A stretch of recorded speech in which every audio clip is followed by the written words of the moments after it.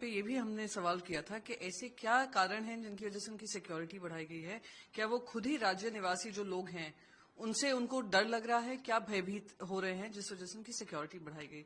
और खास करके जिस तरीके से एक जो भी पुलिस कमिश्नर्स हों या पुलिस में कार्यरत हों, उनके ट्रांसफर इलेक्शन कमीशन ने जो कहा है वो इन पे क्यों नहीं लागू हो रहा था। तो कहीं ना कहीं उनका कोई समर्थन कर रहा था, और वो केंद्र सरकार हो या राज्य सरकार हो वहां से हो रहा था।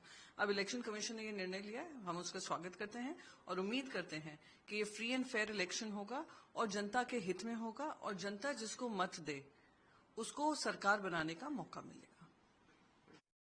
मुंबई में उनकी 2 सभा थी, जिनमें से एक सभा में हमने देखा कि एक वीडियो वायरल हुआ, जिनमें सभा के पहले एक महिला जो है नृत्य करते आई, अभद्र खैर नृत्य था। आप किस तरीके से देखते हैं कि जिस तरीके से एक तरफ लाडली बहन योजना जो है सत्ताधारी चला रही है, तो दूसरी तरफ इस तरीके के जो है सभा के पहले वीडियो। एक तरफ लाडली बहन योजना जो लोकसभा चुनाव की हार के बाद लागू किया गया और उनको महिला और अपनी बहनों की याद आई लोकसभा चुनाव पे करारी हार के बाद।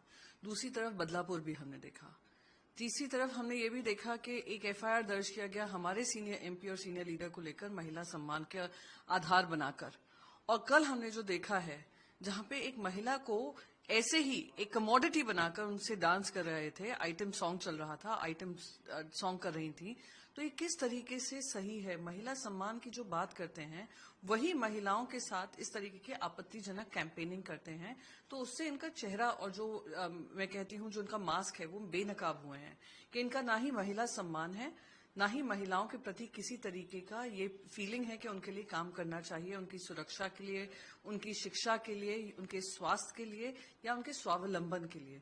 मैंने भी आपको अनगिनत ऐसे एग्जाम्पल्स उदाहरण दिए हैं जहां पे इन्हीं के एकनाथ शिंदे के जो एमएलएज हैं उन्होंने अभद्र टिप्पणियां महिलाओं के बारे में की है, चाहे वो संजय शिरसाट ने मेरे बारे में की हो, उनकी महिला प्रवक्ताओं ने मेरे बारे में की हो, भरत गोगावले ने स्नेहल जगताप के बारे में की हो, या फिर अब्दुल सत्तार ने सुप्रिया सुले जी के खिलाफ की हो। तो इनका तो इतिहास रहा है महिलाओं के साथ बदतमीजी करने का, और उसका जीता जागता उदाहरण आज महाराष्ट्र के सामने आया जब कुर्ला की सभा से पहले इस तरीके का नाच एक महिला से करवाया है। जब चुनाव लड़ेंगे बी पार्टी या बी टीम के तौर पर महाराष्ट्र निर्माण सेना को देखा जाता है, वोट पे बड़ा असर देखने को मिलेगा। पता नहीं वोट पे असर देखने को मिलेगा कि नहीं, क्योंकि महाराष्ट्र की जनता ने देखा है कि जब जब महाराष्ट्र पे किसी तरीके का अत्याचार हुआ है या एक सौतेला व्यवहार केंद्र की तरफ से हुआ है, जब से भाजपा आई है तब तक मन से चुप रही है। आज मन से किसको समर्थन दे रही है? भारतीय जनता पार्टी को। वही भारतीय जनता पार्टी जो यहां से इंडस्ट्रीज लेकर गुजरात लेकर गई, मध्य प्रदेश लेकर गई। वही भारतीय जनता पार्टी जिसने हमारे युवाओं को बेरोजगार छोड़ा। यही भारतीय जनता पार्टी जिनके कार्यकाल में महाराष्ट्र की प्रगति और उन्नति जिस स्तर पे होनी चाहिए थी वो घटी है। और वो मैं नहीं बोल रही हूँ, नीति आयोग के आंकड़े बता रहे हैं, पीएम इकोनॉमिक एडवाइजरी बोर्ड के आंकड़े बता रहे हैं, और वो सब गुजरात में उसका असर दिख रहा है जहां पे बढ़ोतरी हो रही है। किसानों के खिलाफ हुआ, महिलाओं के खिलाफ हुआ, मन से उस पर चुप रही। प्रजातंत्र और संविधान का गला घोटा गया जो खुद सुप्रीम कोर्ट ने कहा है, तभी मन से चुप रही। तो महाराष्ट्र की जनता जानती है कि लोकसभा में उन्होंने बिना शर्त उनको समर्थन दिया था। आज अगर कैंडिडेट्स उनके खिलाफ खड़े कर रही है या इंडिपेंडेंटली खड़ी कर रही है, किसकी उसकी में मदद होगी? तो वो लोग भी अपना मत जो है इस पे बर्बाद नहीं करेंगे। जो झूठी गठबंधन को समर्थन दे रहा है, उन लोगों को समर्थन दे रहा है जिन्होंने महाराष्ट्र के खिलाफ काम किया है, वो अपना मत महाविकास अघाड़ी को देंगे और भारी संख्या से मुंबई ही नहीं पूरे महाराष्ट्र में हमें विजयी बनाएंगे और हमें फिर से सरकार बनाने का एक स्वर्णिम मौका देंगे।